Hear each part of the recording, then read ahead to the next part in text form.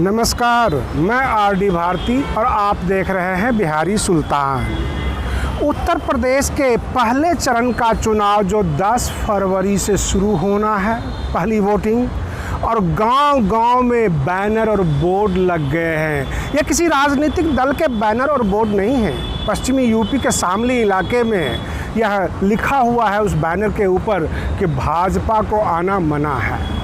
आप हमें मत आइए, मेरे घर पे मत खोजने आइए, भाजपा के नाम से एड्रेस करके, और इस तरह से किया गया है। यानी एंटी भाजपा की हवा बह चुकी है। और रही बात ये कि उत्तर प्रदेश का चुनाव ज्यों-ज्यों नज़दीक आ रहा है, त्यों-त्यों पारा चढ़ रहा है ऊपर। नए गठबंधन, जैसे कि ओवैसी, असदुद्दीन ओवैसी जी, बामन मेश्राम और बाबू सिंह कुशवाहा ने एक नया गठबंधन का निर्माण किया है, भागीदारी मोर्चा।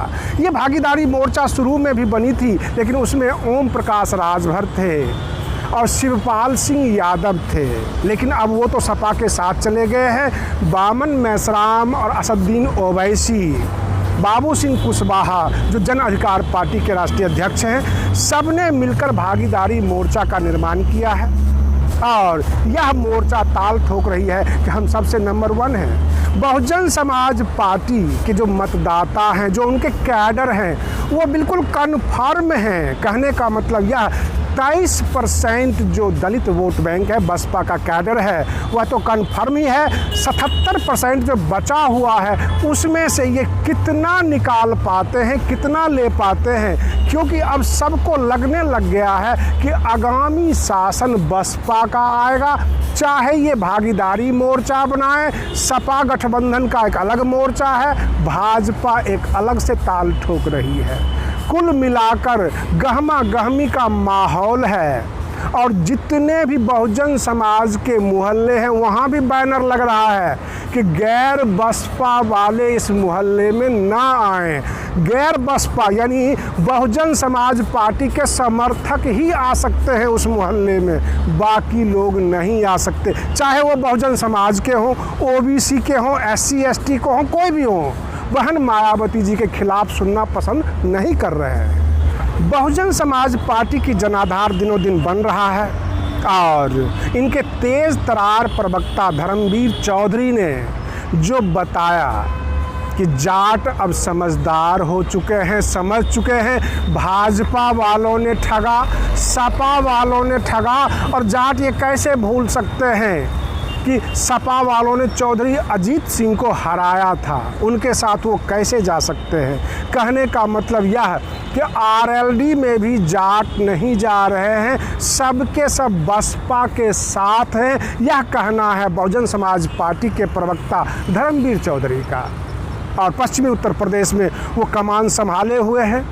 रही बात ये कि बहुजन समाज पार्टी गाजियाबाद से लेकर गाजीपुर तक गांव-गांव में वर्चुअल तरीके से सोशल मीडिया के माध्यम से, और प्रत्येक जो है कार्यकर्ता घर घर जाकर अपने मतदाताओं को जोड़ने का कार्यक्रम कर रहे हैं। रही बात ये कि प्रत्येक कार्यकर्ता को यह टास्क दिया गया है कि एक दिन में वह कितने लोगों को जोड़ते हैं बसपा के साथ, और बखूबी ये निभा रहे हैं।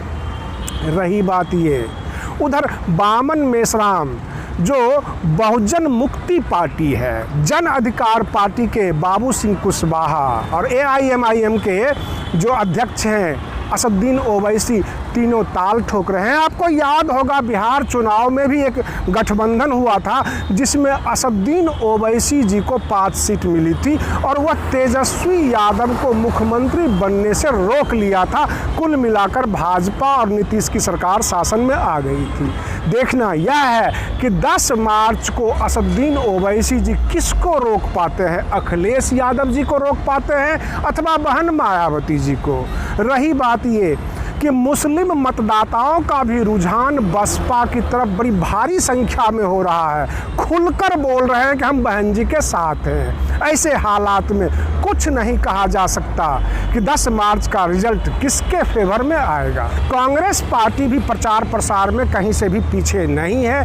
ले देकर जो बड़ा तबका है, पढ़ा लिखा जो समाज है, उसमें कांग्रेस पार्टी और आम आदमी पार्टी तो वोट काटेगी ही काटेगी।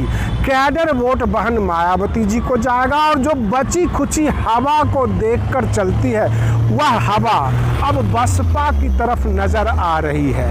हमने पूरी तरह से सर्वे किया है, समाजवादी पार्टी भी किसी से पीछे नहीं है, लेकिन समाजवादी पार्टी का भी वोट जो ओबीसी वोट बैंक है उसको बामन मेश्राम और बाबू सिंह कुशवाहा पूरी तरह से काटने की तैयारी बना रहे हैं। जाहिर सी बात है, भागीदारी मोर्चा किसी न किसी का तो वोट काटेगी ही काटेगी और इनमें किसको रोक पाती है, ऐसे बसपा का जितना करीब करीब तय माना जा रहा है। आप बने रहिए बिहारी सुल्तान चैनल पर। हम फिर मिलते हैं अगले वीडियो में, तब तक के लिए धन्यवाद।